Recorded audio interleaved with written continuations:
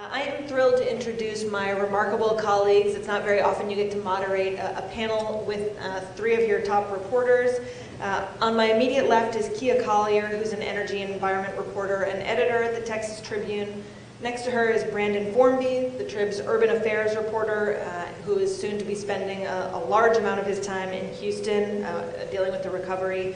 And then finally, Nina Satija, an investigative reporter who reports jointly for both the Tribune and Reveal from the Center for Investigative Reporting. These three are remarkable journalists for so many reasons, but we're here to talk about what they've experienced in the last week to 10 days. Nina and Kia, fortunately or unfortunately, spent much of the last year working on a major investigative project on how at risk Houston was to flooding and storm surge. Obviously, we saw the flooding in this particular case. Their reporting has been called prescient by everyone from the New York Times to the LA Times. Obviously unfortunate circumstances, but really important people to talk about this topic. And then Brandon, really, as our urban affairs reporter, is going to be playing the lead on the major reconstruction of, the fourth largest city in America. But in addition to that, he, who is based in Dallas, jumped straight in his car the moment we knew this storm was bearing down on Texas and rushed right into the belly of the beast. He rode out the storm. Basically, we experienced the eye. I mean, he was in Corpus and outside of Corpus. So really, these folks are extraordinarily brave in addition to being fantastic reporters. So, all right, without further ado, I want to talk to them about sort of what they experienced. Two parts. I want to talk about what it's like to cover a storm like this, as we've seen so many journalists doing in the last week, and also as we're seeing right now in Florida. But I also want to talk about sort of why this happened and what kind of expectations there are for the future. So. Let's start with the mechanics. So your editor says, go cover a hurricane. What's the first thing you do? What are the supplies you need? How do you prepare to get into the middle of a hurricane? I think the very first thing I did was send a text message to Terry Langford, who used to work at the Texas Tribune and has covered hurricanes, and asked, what should we do? What should we bring? We knew we were novices at this, and we didn't want to go in there and not have the supplies that we needed. So we reached out to a lot of journalists, Terry included, asking, how should we be prepared for this? And they told us to make sure we had everything from a high carriage vehicle to, the standard rain gear to mosquito net. Mosquito nets in case our hotel lost power and we needed to open the windows because it was so hot. There were all sorts of kind of interesting things that we ended up buying that we really ended up needing and using. Yeah, and we got kind of conflicting advice on waders. I went straight to Academy and was like, what are the best fishing waders for a hurricane? And the clerk was like, I don't know. And then I think Terry later, or some of the more veteran journalists said, don't get waders. If you fall down, they'll fill with water and bad things could happen. So we returned the waders on the way to Houston. Texas Tribune budget. Yes. Yes, you're welcome. So you ended up there, did you bring in provisions? Did you bring in food? Did you bring in water? Yeah, food, water. Food in cans or bags, prepackaged stuff that's not going to spoil, doesn't need to be refrigerated. Lots of water. Batteries, bungee cords, pencils. Mechanical pencils. This is actually an important yeah. thing. Pencils, because pens don't work in the rain. Yeah. Which is something that, I think I learned that the hard way covering Rita, maybe.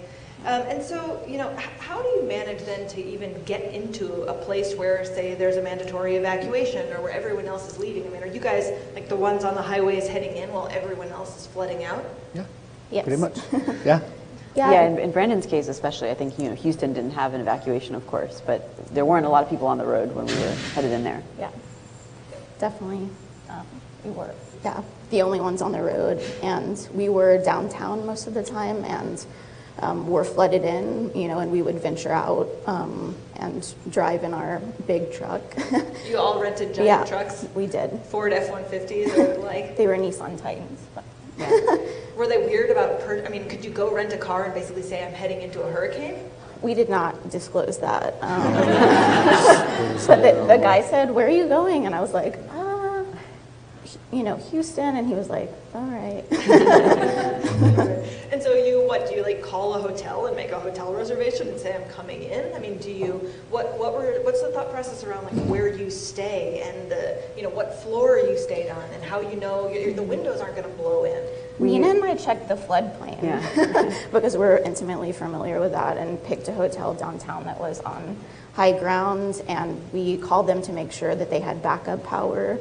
They did not, as it turns out. They said they did, and then they did not. Yeah, so we had to flee our hotel a couple days in. Yep. Brandon, what about for you? I mean, you were going to where the storm was like actually going to hit. You just try to get as close as possible and pray that you're on a high floor.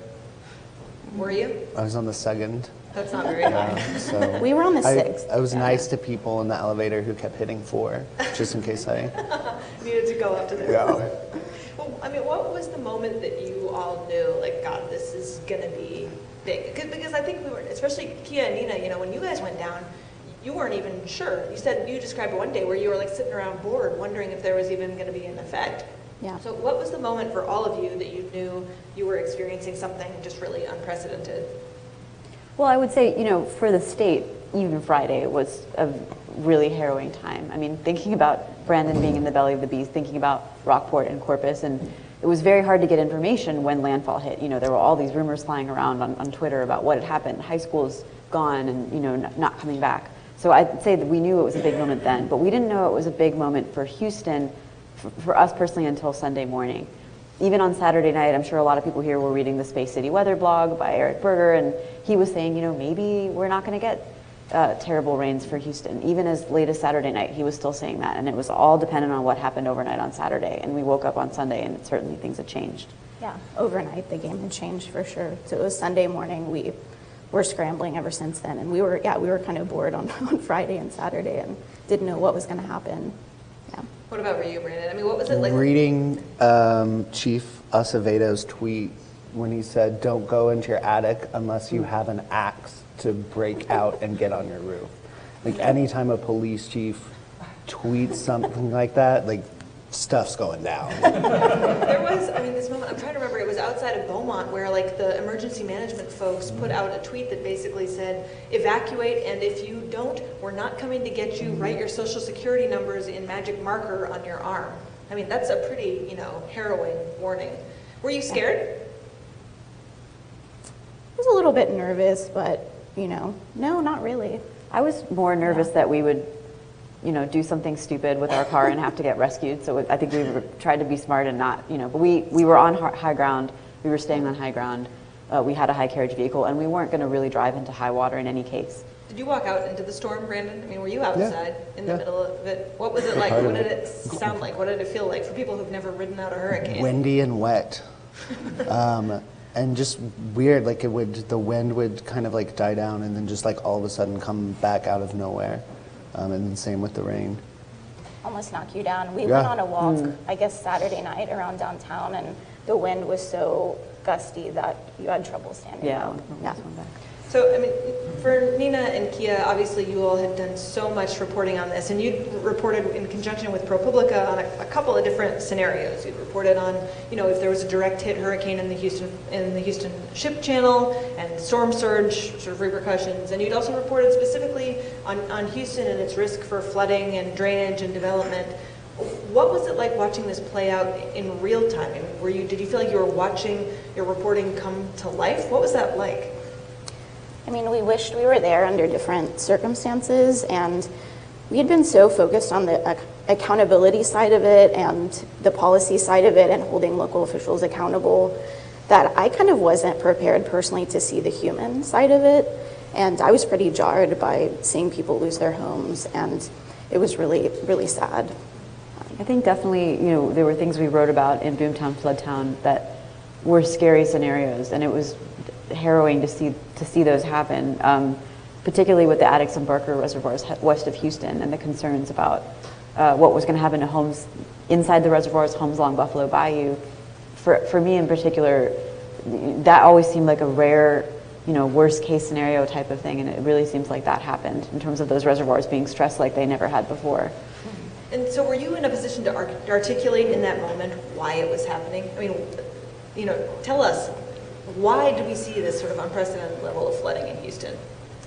Well, first we saw an unprecedented amount of rain. It rained, and the thing that was historic about the rain was how quickly it fell, for how long, and over such a widespread area, all at the same time, in a sense. So that was unprecedented, and that's a huge reason there was a lot of flooding.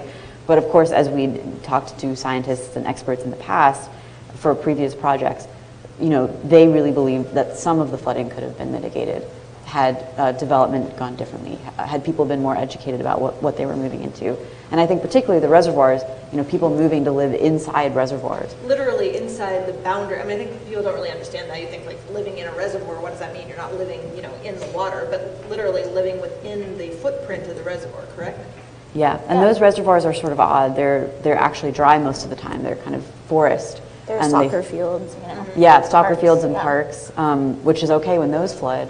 But the federal government didn't buy quite enough land, and so a lot of folks have moved into those edges. And so in what seem like rare events that are maybe becoming less rare, those folks are flooding as well. Yeah, the Army Corps was very upfront with us when we spoke with them last year about how homes around those reservoirs and inside them should not have been built ever. And the ones that are inside the reservoirs are, they just never thought that area would flood. So what's the rationale for why homes were built there? I mean, you saw Sylvester Turner tweeting like, this isn't a zoning problem, this is a rainfall event problem. Economics, I guess. Houston is billed by local officials as this very prosperous place, and it really is, and they're upfront about not wanting to curb development. And I mean, it was a conscious decision by local officials that the Army Corps couldn't stop. I want to talk about evacuation, because that was such a hot topic in the aftermath. And again, whereas we're watching sort of in Florida right now with these evacuation orders. So Brandon, the folks that you were coming across were under mandatory evacuation orders or not? Voluntary. Voluntary. They were coming out of Corpus. Okay, and so what was the decision making like? As you were interviewing people, how were people deciding whether to go or whether to stay? It was, different for different people. One guy I talked to, he had ridden out a lot of hurricanes and didn't want to go, but his family, like his kids and his wife, talked him into it because they kept getting inundated by calls from all over the world from family members. So they finally talked him out of it. Another couple I talked to, they had ridden out a lot of storms, and as they were watching the forecast, this was like a day before it hit. It still looked like it could hit Corpus directly, and they were like, "We're not messing with this. It's too big." So I think for everybody it was like a different choice. And some people I talked to, they were like, "I've done this before. I've got a generator and alcohol. Like, we'll wait out the weekend." Right. And then in Houston, obviously there was no evacuation order until there were neighborhoods where people actually had to be sort of physically removed from their homes. Talk us through.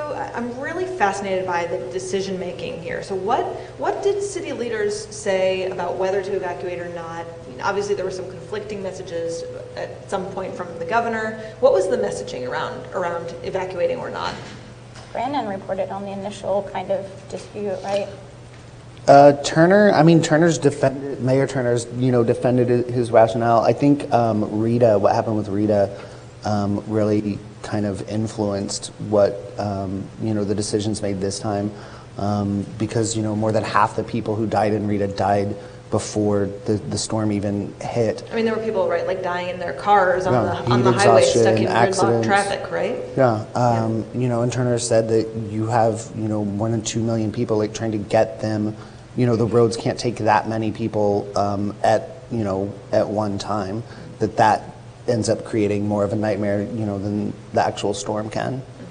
And another really important thing to remember is, what was happening in the Corpus Christi area in Rockport was people were expecting essentially a wall of water to come and sweep them away, sweep away their homes, sweep away their property. What was expected in Houston was not that kind of catastrophic storm surge. It was, just a ton of rain, which we've seen now can also be catastrophic. But the question is, are you going to evacuate a whole city for rainfall? I don't believe that that's ever happened. It's going to be really interesting to see now whether folks are going to have a different view, if you're in a really low-lying area. And a lot of people did evacuate. We met a lot of people who went to these Red Cross shelters early on because they knew they would flood. but certainly more people would have liked to know that and perhaps leave earlier. Yeah. Right. I mean, we've had some really animated discussions, even in our newsroom about this, about questions of whether all right, what's a low-lying area, a place that has flooded in the past. Why not make evacuations mandatory for certain parts of Houston and not others? But so your argument or different arguments have been like, you don't necessarily know where the rain is going to fall, right? Right. In some ways, I think that we can better predict once we know where the storm is going to make landfall. We can maybe even have better modeling around where the storm surge is going to hit than in terms of where the rain is going to fall and how much is going to fall where and at what rate. That's the other thing. Maybe there'll be a lot of rain that falls in one area of Houston, but it's only falling at 1 or 2 inches per hour, which a lot of those areas can actually handle. So it's just impossible to know. I mean, the death toll has been interesting to me, looking at this very sort of, pragmatically, obviously not the human side of this, but so I think the death toll now the AP is reporting is 70, but that is the entire region. That includes, people who were electrocuted doing repair work, not just people who died in the middle of the storm. Rita, it was at least upwards of 100, right? 140. Just in the evacuation. Just in the evacuation. Yeah. I mean, is history going to look back on this decision not to evacuate and say Sylvester Turner made the right call? I mean, Harris County Judge Ed Emmett kind of, I guess, walked back his decision a little bit, but, Harvey was never projected to hit Houston. It was very unclear up until the last minute what the impact would be on Houston, and so when that started happening, I was kind of, a little miffed because to me, there's no way they could have gotten that many people out safely right. The scope of at the last just minute. So huge. Yeah. So, I mean, he said something like, maybe in the future we will warn people in areas that flood a lot, but, I just don't know how elected officials could have made that decision. Evacuating the entire city, I think. And remember that it's going to start raining, and people are going to die, driving in the rain and driving in high water. That's how many people died too. Well, and then in this case, you also had people under mandatory evacuations from the counties south of Harris, and part of the decision too was they didn't want those people, coming north from what they thought was going to be, massive wind damage and surge, and then getting stuck in a wall of traffic from people in Houston also trying to get in. Right. So they were trying to sort of negotiate a massive traffic, situation, especially in the aftermath of Rita. Yeah. Right. That's interesting. I mean, obviously it was a strange moment when Governor Abbott said, basically if it were me, I'd recommend getting out of town.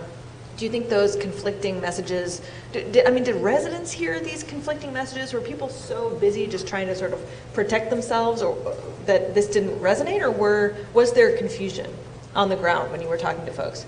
I didn't really see any. I didn't know if there was confusion from the governor's statements early on, because that was on Friday, and we didn't know what was going to happen yet in Houston.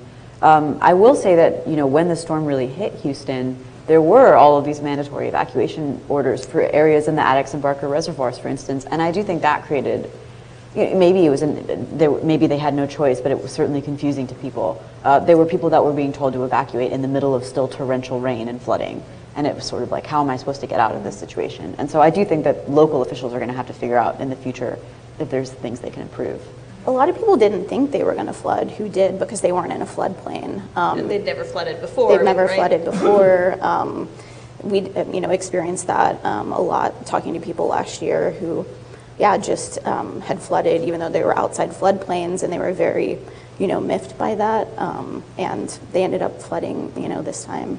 And again, it also depends on where you live. I mean, if you live in a large home with a second story, it doesn't make sense to have all those folks evacuate. It probably makes sense for them to try and stay with a friend if they can, but otherwise they'll be okay. They won't get swept away. But of course, if you don't have that situation, you may have a problem. Yeah, I mean, there were journalist friends of ours who work for the Houston Chronicle and others who were holed up on the second floor of their homes, with their laptops and like a Wi-Fi device, filing stories while the downstairs just flooded. Mm-hmm. But then, but then it sort of went on, and you saw people losing power, and you saw people running out of their provisions, and then suddenly it's like people who never thought they were going to need to be rescued were being carted out. I mean, I'm curious.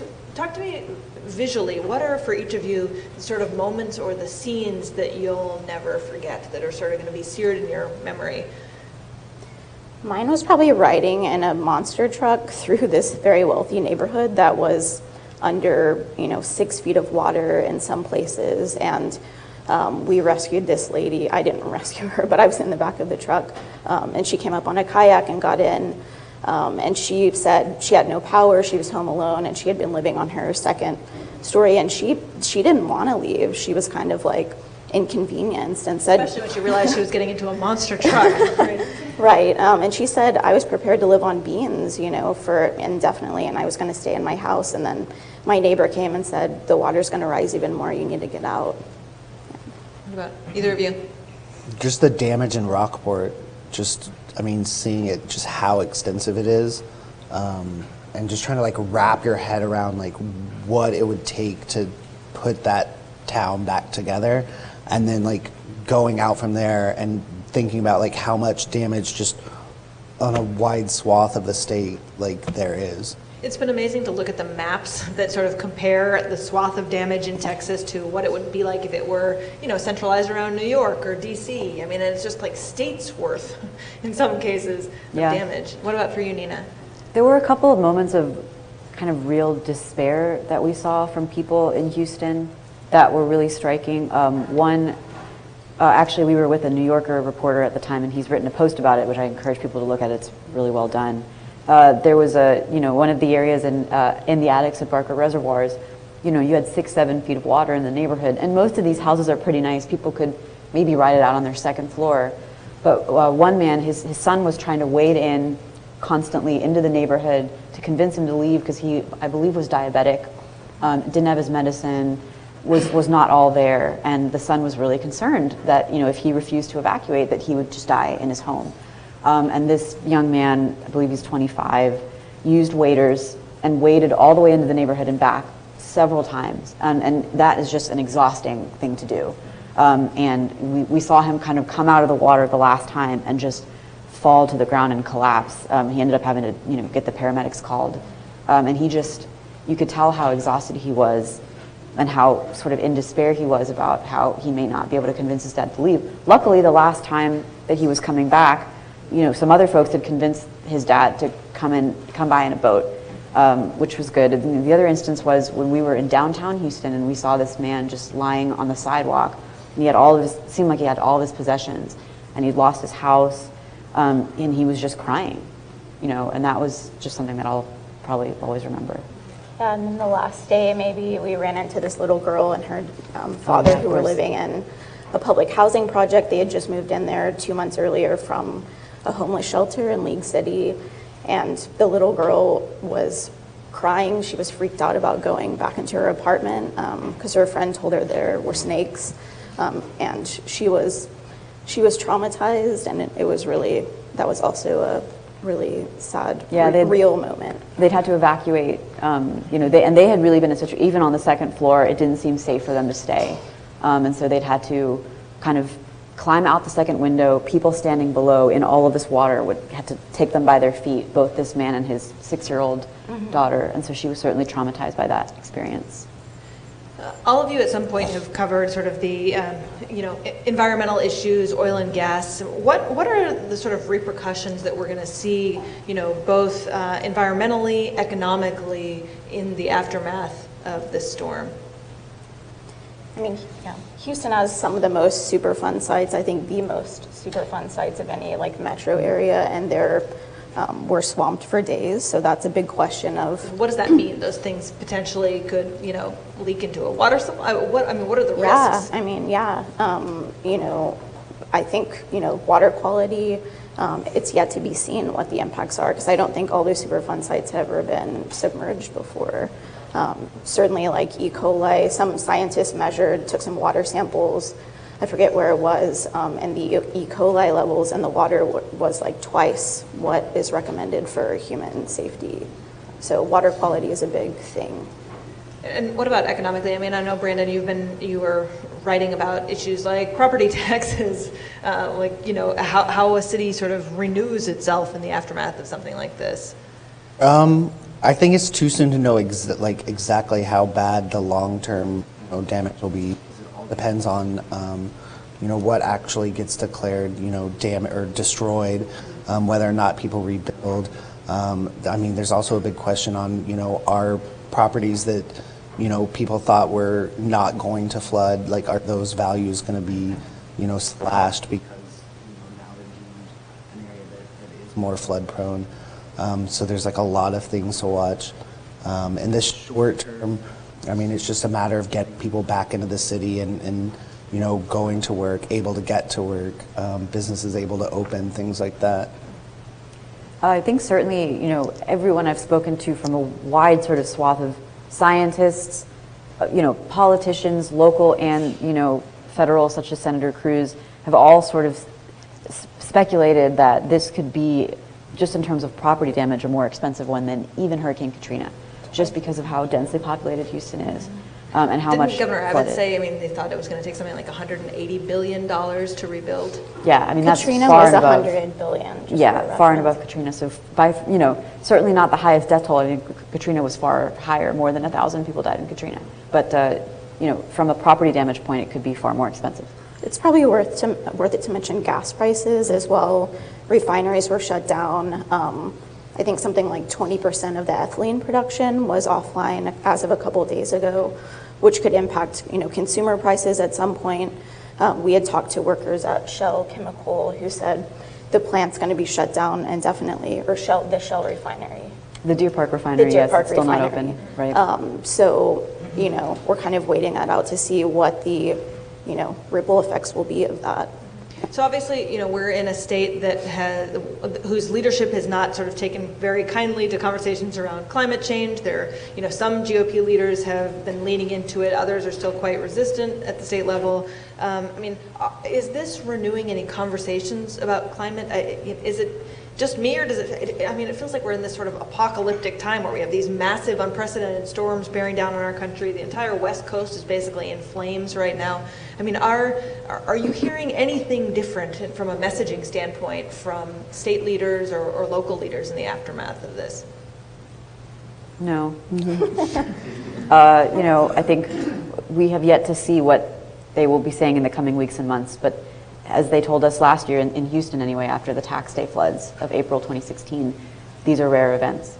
You know, now they've happened quite often, but they're still considered rare events. Yeah, to be fair, I was watching this Vice News documentary last night, and they talked to an Army Corps official, a top Army Corps official in the Galveston office, and they asked him sort of that question, and he said, "There's no question to me these storms are becoming more frequent and more severe." So that was more than we've heard from many officials in the Houston area. Yeah, and I'll know that's a federal agency, right? It's a You know, federal we'll see what, agency, right? Yeah. But Trump tamps down on it, yeah. But certainly from local officials in the Houston region, that's not what we've heard, but certainly, you know, from others, yes. So what do you hear from local officials in Houston? I mean, and you know, is there a prevention aspect of this? Are there things, obviously this is an incredibly rare event, but are there things Houston could have, should have done that would have made it sort of better prepared, that would have made the waters recede faster, that would have put people in a better situation? Yes. Yeah, I mean, certainly would have taken a long time. These aren't things that can, you know, and one of the things that the Flood Control District former chief told us last year is, if we want to make these changes, we have to be willing to spend a lot more money than we are now. And we're going to probably flood again before those changes are made. So certainly these are things that take a long time, but I think, you know, every expert we've spoken to, including some government officials, have said there are things that could have been done to, again, mitigate the damage, not prevent it, but make it less than it was. And so what are some of those things? I mean, how do you mitigate the effects of a rain event like this? So not allowing developers to build in the 100-year floodplain, which is one. And they do consistently, they've continued to rebuild in those places, correct? I mean, we have this, there's been incredible mapping showing like where FEMA dollars have been spent and how these homes, properties have been rebuilt over and over and over again in these floodplains. And then also leaving green space, you know. I've been, or sometimes people describe the Houston area as this 600 square mile concrete island on top of a swamp. And that exacerbates, you know, flooding, and the bayou systems are just overwhelmed in these huge rain events, and something needs to be done. But there is a question of whether people are willing to pay, because it's going to be extremely expensive to go back and retroactively rethink how, you know, decades of development was done, and it's hard to go back and tear that up and rethink it, but maybe in the faster growing parts of the, or the newly developing parts of the city, we'll see some policy changes. I mean, I think, to me, the scarier part is that this wasn't even the worst case scenario. I mean, you all had done a lot of reporting around what, again, a direct hit, hurricane on the Houston Ship Channel, for example, would bring. I mean, do you all look at this and think there could have been something worse? Well, I think a direct hit on the Houston Ship Channel certainly would have affected a lot of areas around the city of Houston, perhaps much harder in terms of storm surge. The city of Houston itself, not all of it would have been hit with storm surge and swept away. That's not how it would have worked. But I think the economic impacts, I think the cost would have been higher.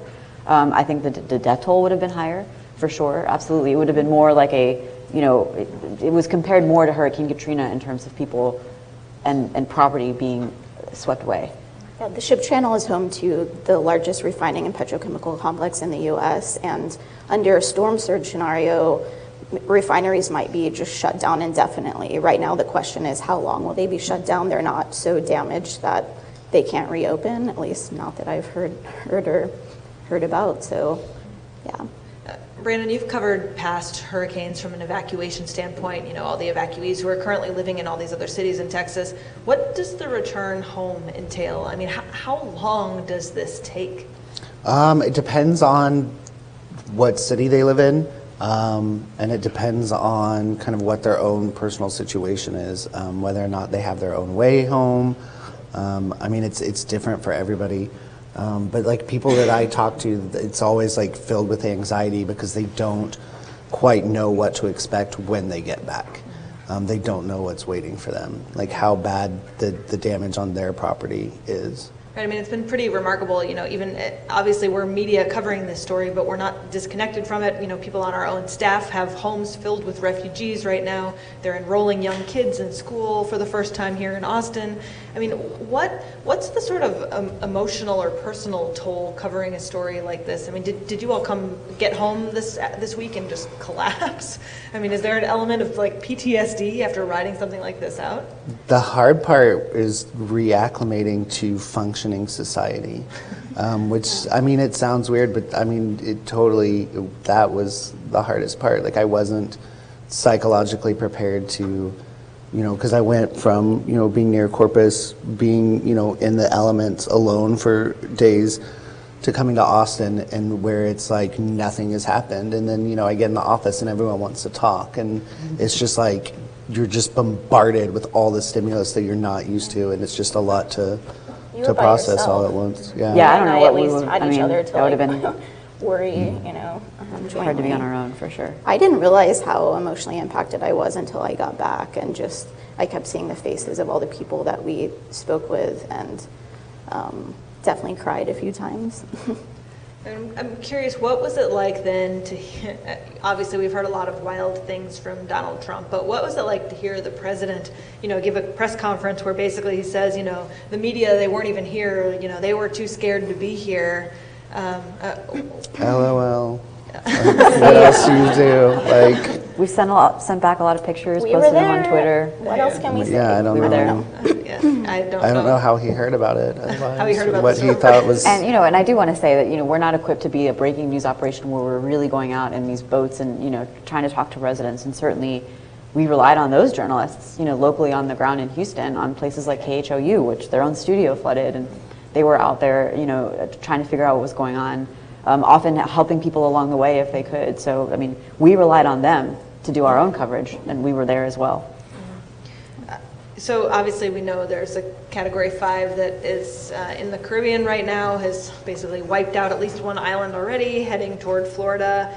What is your advice to the reporters who are getting ready to ride out that storm, getting ready to cover the aftermath of that storm? Plastic bags. Put everything in plastic bags, including your phone. My phone got wet. I would just over-prepare. Like, there was a lot of items we didn't end up using that we bought, but it made me feel better that we had them. And also, just don't, use your instincts. Don't do anything that you feel is a bad idea. If your gut's telling you it's a bad idea, don't do it. I think, there's this, not so much from us, but I think there's a tendency for reporters really doing the breaking news coverage that they have to go out there and be heroic. And if you have to get rescued, you're taking resources away from someone else. If something even worse happens to you, you're not able to tell the story. Don't. Yeah, if you die, you can't tell the story.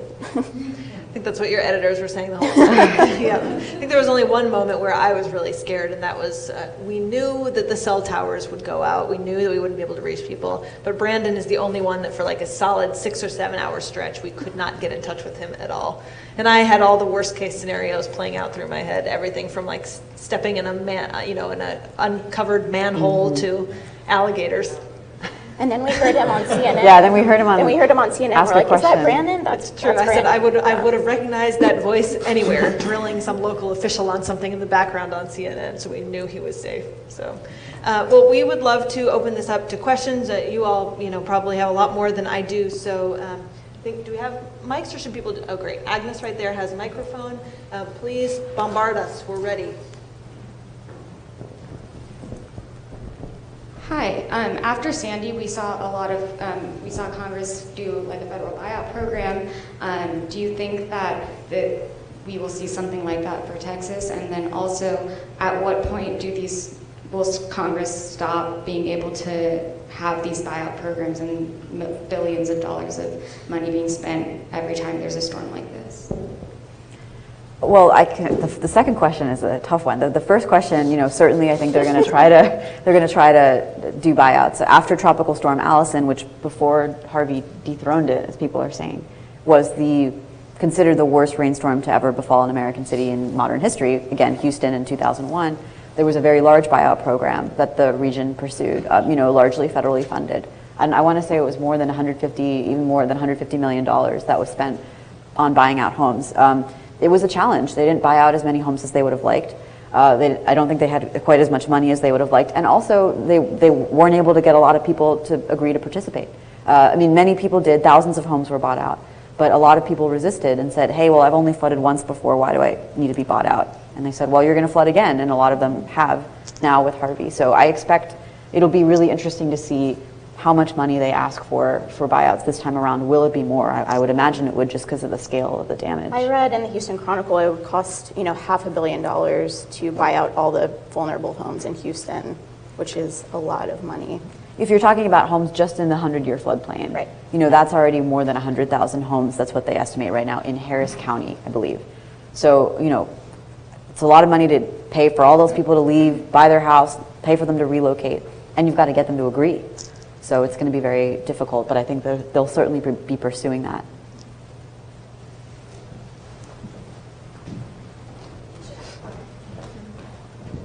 I grew up in the Addicks Reservoir, or just north of it, and it wasn't the flooding or the rainfall that initially flooded my neighborhood out. It was the reservoirs being released. And I've read a lot of stories about not being properly warned about those releases, and that's when water caught up to the second floor. They started releasing them overnight. And I was just wondering, and the other problem with that is that we live outside of the city limits in the county, and so there's even less oversight. And I'm just trying to figure out what can be done. We're having to rebuild houses second time in just over a year, because that's the same area that flooded with the tax day floods. What is feasible? I'm seeing these people rebuild their homes, and I say why? Did you say you live north of the Addicks Reservoir? Just north of it. Just north of it. I grew up in the Cyfair area.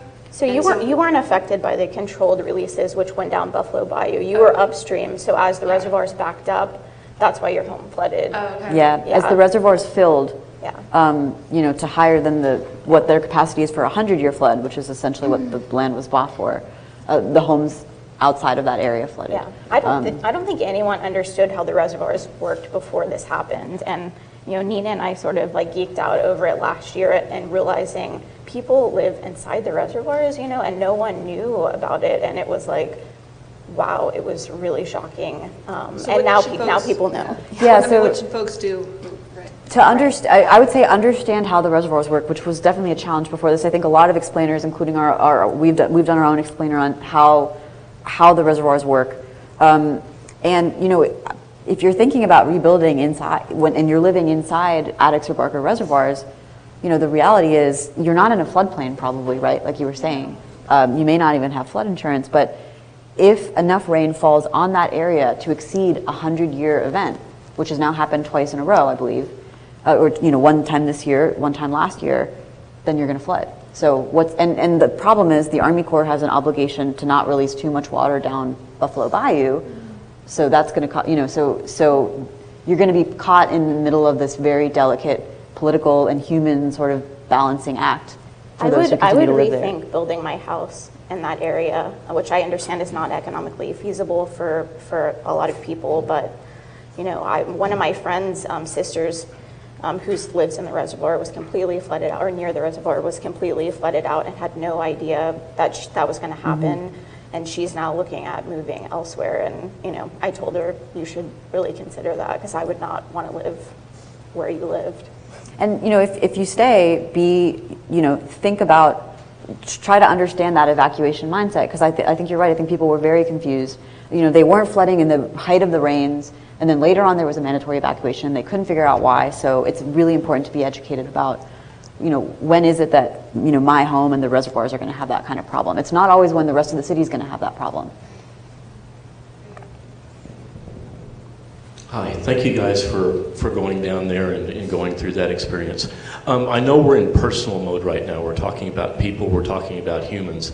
That's transitioning to more of a business mode in the next couple of weeks. So I was wondering if you were able to spend any time with the owner of the dry cleaner on the end of the strip center, or maybe the owner or the workers in the software development company that had 30 employees in the business building that got flooded out. And I'm wondering if you got any kind of an idea from those owners on how they were insured, if they expected that, whether they're going to be able to keep their employees, and how that small to medium business community is functioning there. That's a good follow-up story idea, because we were focused on people and residents mostly, and those businesses were closed. They were not hanging out, outside their, the strip mall or whatever. So we weren't able to access them, especially in the heat of the moment. So that would be a great idea to follow up with those people. I think it's an incredibly important story. Yeah. Other than maybe talking to some landlords and things like that, and be able to see their properties, apartment complexes, whether they were insured. Yeah, we haven't. It was especially that week that we were in Houston. We could tell that people couldn't get to work. They were telling us that. But the businesses that had been flooded out were still closed. No one was there. So certainly that's going to have a huge impact, and has already. I actually drove down to League City 3 nights ago, and we drove through Houston, and there was sort of a curiosity factor. I was stunned to see how many businesses were open again, and how many people were back at work. And we stopped at, restaurants and gas stations, and into a convenience store. And I was like, I asked this woman working at a restaurant, I was like, how are all your folks back at work? And she said, we need the normalcy, we need the money. So we basically have, there's one relative at home gutting the house, and there's 2 other relatives back at work. Some people were insured. A lot of folks we talked to said, they had no flood insurance. They were basically dependent on the kindness of relatives. But it really did seem like folks were aggressively getting back to work. And I think that's going to be, interesting. It is quite a resilient place, and people, I think, are desperate to get back to some kind of normalcy. But I agree, that's a terrific story. I remember we stopped at a gas station, one of the few that was open, and this guy had spent the week there. He just slept in the gas station he worked in because he wouldn't be able to get home. I think a lot of people, took a lot of extraordinary measures to stay at work even through the height of the storm, because that's just the only choice they had. The restaurant in the hotel we were staying at, all the employees were staying in the hotel pretty much. Yeah. I recognize this is probably early to ask this question, but within the context of how the Tribune has changed as a news gathering and distributing organization, and the fact that this visceral event will talk about how it will or may change Houston or Texas, how do you think this kind of reporting experience and the Tribune's role will change the Tribune as a news gathering organization? You mentioned that you don't do breaking news. If you're in Waiters and you're alone for days on end, that counts as breaking news. So how do you think this will change maybe both your reporting, but also the Tribune's sort of approach to news post this event? That's a really interesting question, because this was sort of a moment of reckoning for us as a news organization. we made, this has been reported a lot, but several years ago when the first Fort Hood shooting happened, the Tribune had to make a really difficult decision, which is, are we a breaking news organization or are we a policy shop? And at that point we really sort of said, we are a policy shop. We're not going to be in the weeds, the moment this breaking news incident happens.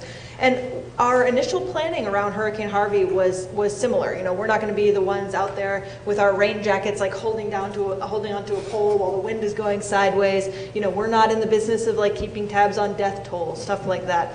And then we were going to be covering this really from a policy perspective, responding to a lot of the in-depth investigative reporting we'd done on Houston at risk. And then this storm hit, and in the midst of it, we sort of had to pivot because it was so unprecedented, and there wasn't an element of this that didn't touch on Texas policy. I mean, the rebuilding of the fourth largest city in America is absolutely a Texas Tribune story. Figuring out how communities respond with evacuation orders is a policy story that's absolutely a Texas Tribune story. Mm-hmm. There was sort of no way for us to, keep this a sort of narrowly focused Tribune policy story. So I think what's going to be most telling for us, candidly, is not how we covered the actual storm. It's going to be how we cover the aftermath. And we've been having a lot of really important strategy discussions about that this week. So great. It's like you read our mind and you've been sitting in our newsroom the last couple of weeks. Hi. I guess maybe this is another idea for a follow-up story. But one of the things that I've been thinking a lot about during the event, I'm actually from Houston and thankfully was not impacted directly, but I have a lot of friends and coworkers who were. But the thing that I've been thinking about a lot is risk identification, risk communication, and risk perception. And I would say that as a policy matter, even at the state legislature and just general public and public officials, just a conversation about that and really digging into what that looks like and how it makes decisions, how it leads to poor decision making, I think is a key thing to think about. So I'll just give you a couple of quick examples. The 1% annual chance event, that is the gold standard for all land development in the world, basically. I mean, certainly in the United States. We don't allow people to develop in the 1% annual chance floodplain. But that means that if you have a 30-year mortgage, you have a 26% chance of flooding in the life of that mortgage. So a 1% annual chance event for the people who live on the other side of the reservoirs just outside the government land is, they have less than a 1% chance of flooding. And yet they flooded. And yet they flooded, and they did not know that they had a non-zero risk. Mm-hmm. Right. They bought the house, and their lender did not require them to have insurance, and so they thought they had a 0% chance. But in fact, they had a 0.1% chance every year. So again, that's what led to a bad decision. Now, the policy around that is, well, why don't we disclose that? And usually the real estate industry says no. Mm-hmm. So anyway, that's one point. There's a non-zero chance that our planet will be hit by an asteroid and destroy the entire planet. How much are you willing to pay to make that non-zero risk 50% of what it is now? Well, I'll say one thing about the 500-year, the 0.2% chance of flooding every year. And this is a very important, when we say 100-year flood, it doesn't mean that it's only going to happen once in 100 years. It means it has a 1% chance of happening every year. I think a lot of scientists are wondering if even that is correct, but that's how you should understand it. So every year you have a small chance of flooding. It seems like a large chance to insurance companies. And if you're in a 500-year floodplain, you have a 0.2% chance of flooding every year. And again, we know that some areas flooded now this year and last year. That 0.2% chance came true for them twice in a row. But I wouldn't say that the world, that other countries all only adhere to this 100-year standard. Certainly we've heard a lot. And after Sandy, many people went to places like the Netherlands, to places where they've had these horrible catastrophic floods decades ago, and they've built things that would protect us from a 1,000-year storm. Now, can we protect every single home from a 1,000-year event in Houston? You know, probably the public isn't going to be willing to pay for that. The only other thing I'd say is, you know, even the flood control district and Harris County officials know much of our flood control measures in the Houston area don't even meet 100-year standards. You know, they meet 10-year standards, 20-year standards. Some of these multi-billion-dollar projects to retrofit these bayous and make them do a better job are not even going to get to 100-year protection right now. And we're struggling even to get the federal funding for those projects that won't even get us to 100-year protection. So, you know, certainly we've decided as a country that 100-year protection is the way we want to go, but we're not there yet, and other countries have made other decisions. And a lot of the scientists we talked to said the 100-year floodplain needs to be rethought. 100-year floods are not 100-year floods anymore. And as Nina mentioned, there's economic constraints around that. And there's a lot of questions about redrawing the floodplains in Houston after this. And it's like, even if that happens, you know, it might mean more, it might help people more, but I'm not sure it would help people as much as some might think. But yeah, absolutely, this is a question of how are people going to perceive risk of these events happening in the future, and are they willing to pay more? I don't think there's any question about that. Thank you all for your steadfast reporting. My question is regarding resources coming in, going out. Obviously, the post that was put up last week about how to help on the Tribune's website was quite helpful. A lot of us were trying to figure out how to get in contact with people back home. I'm from the Golden Triangle, so monitoring, especially now that FEMA is reportedly running out of money, a lot of charities coming up that are just starting, a lot of charities that have been around, monitoring all the resources going in, monetary and supply-wise. Is there anything that's been talked about in the newsroom about how to track everything that's going to be going in, the oversight of that, especially now with Chancellor Sharp's appointment this week? From the financial tracking, sort of how the money gets to where it ought to go, we have actually just yesterday determined that we've dispatched one of our investigative reporters full-time for the next 6 months to just follow the money. So that's definitely happening. From a how to help standpoint, you all may have other ideas, thoughts. You know, I think that our community and engagement reporters have done a fantastic job of directing you to the right resources of where to donate. And, you know, pay attention to local news sources as well. I hope this answers your question. I mean, you know, I remember a picture I saw a couple of days ago of Rockport, and it was just stacks and stacks of water bottle packs that they don't know what to do with these water bottles that people are donating. So think about what you're donating. I mean, my sense is, from what I've read, people need cash and they need bodies. They need volunteers to go out and do things. Right, what I was saying was no more bottled water, and basically if you're donating your clothes, you know, make sure it's pre-sorted. They don't have enough people to sort all this stuff that's being donated. The latest I've seen is cash, cash, cash, and manual labor. Yeah, and you know, even Austin, I think, is running out of storage space for donations, because there's a lot of donations they don't need, old clothes, all sorts of things are saying, don't donate these. So, you know, think about that. Look at your local news sources, look at the Tribune website to think about exactly how you can make sure you're really helping out. Even with good intentions, it can be possible to create more problems.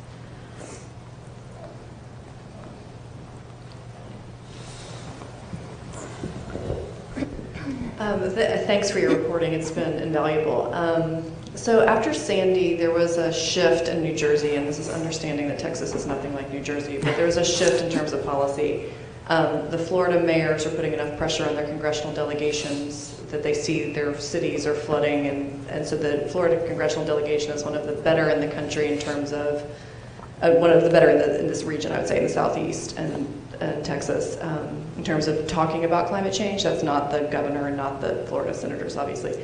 So do you think that this could be something that could change our policy conversation in terms of how we talk about resiliency and climate change? And I know, so I work for an environmental organization, EDF, I've talked to all of you at some point, and I work at the legislature, I work in policy, and we, for years, I've been at EDF for 9 years, we don't use the words climate change, but this is getting really serious, and this has really impacted our communities here. And so things that are happening in Florida, things that have happened in New Jersey that shifted the policy conversation, do you see this as an opportunity for us to shift a policy conversation here? If that happens, I think it will happen at excuse me, the local level, state leaders don't believe in climate change, or they don't believe that man is the primary contributor to climate change, which is, yeah, the kind of talking point now. But I think a lot of people in Houston are really mad, and they're going to start questioning this and researching what's going on and why they've flooded so much if they're outside the floodplain. But I don't know. It's hard to know what state leaders are going to say. I mean, I've always been struck by the fact that we fund, our state tax dollars fund some of the best climate research in the world. You know, it's done right here in Texas. And we've heard the drumbeat from Texas climate scientists for a long time. Whether that's going to filter up to state leaders, you know, I don't know. I mean, I've talked in the past to Republican state lawmakers who have said that, or, you know, to climate scientists who said they've met in secret with Republican state lawmakers about this. You know, they won't tell me who they are. But yes, like Kia said, this is already happening on the local level. Local leadership is responding. I mean, the former mayor of Houston, you know, chaired a lot of these different climate change initiatives across the country. We'll see what the current mayor does.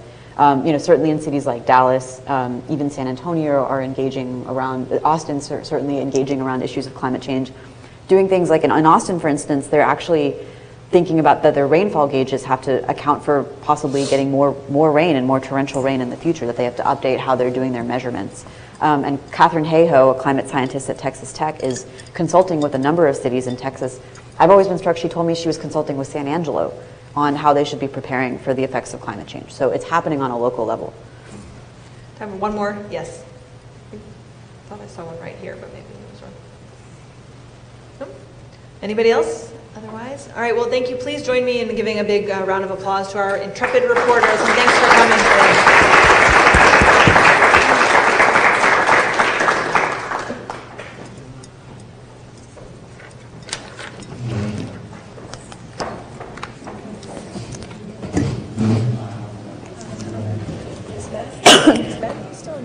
No, he's back.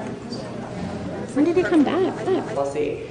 The Florida mayors are putting enough pressure on their congressional delegations that they see their cities are flooding, and so the Florida congressional delegation is one of the better in the country in terms of, one of the better in this region, I would say, in the Southeast and Texas, in terms of talking about climate change. That's not the governor and not the Florida senators, obviously. So do you think that this could be something that could change our policy conversation in terms of how we talk about resiliency and climate change? And I know, so I work for an environmental organization, EDF, I've talked to all of you at some point, and I work at the legislature, I work in policy, and we, for years, I've been at EDF for 9 years, we don't use the words climate change, but this is getting really serious, and this has really impacted our communities here. And so things that are happening in Florida, things that have happened in New Jersey that shifted the policy conversation, do you see this as an opportunity for us to shift a policy conversation here? If that happens, I think it will happen at, excuse me, the local level. State leaders don't believe in climate change, or they don't believe that man is the primary contributor to climate change, which is, yeah, the kind of talking point now. But I think a lot of people in Houston are really mad, and they're going to start questioning this and researching what's going on and why they've flooded so much if they're outside the floodplain. But I don't know. It's hard to know what state leaders are going to say. I mean, I've always been struck by the fact that we fund, our state tax dollars fund some of the best climate research in the world. You know, it's done right here in Texas. And we've heard the drumbeat from Texas climate scientists for a long time. Whether that's going to filter up to state leaders, you know, I don't know. I mean, I've talked in the past to Republican state lawmakers who have said that, or, you know, to climate scientists who said they've met in secret with Republican state lawmakers about this. You know, they won't tell me who they are. But yes, like Kia said, this is already happening on the local level. Local leadership is responding. I mean, the former mayor of Houston, you know, chaired a lot of these different climate change initiatives across the country. We'll see what the current mayor does. You know, certainly in cities like Dallas, even San Antonio are engaging around, Austin certainly engaging around issues of climate change. Doing things like in Austin, for instance, they're actually thinking about that their rainfall gauges have to account for possibly getting more rain and more torrential rain in the future, that they have to update how they're doing their measurements. And Catherine Hayhoe, a climate scientist at Texas Tech, is consulting with a number of cities in Texas. I've always been struck, she told me she was consulting with San Angelo on how they should be preparing for the effects of climate change. So it's happening on a local level. Time for one more. Yes. I thought I saw one right here, but maybe it was wrong. Nope. Anybody else? Otherwise? All right, well, thank you. Please join me in giving a big round of applause to our intrepid reporters, and thanks for coming today.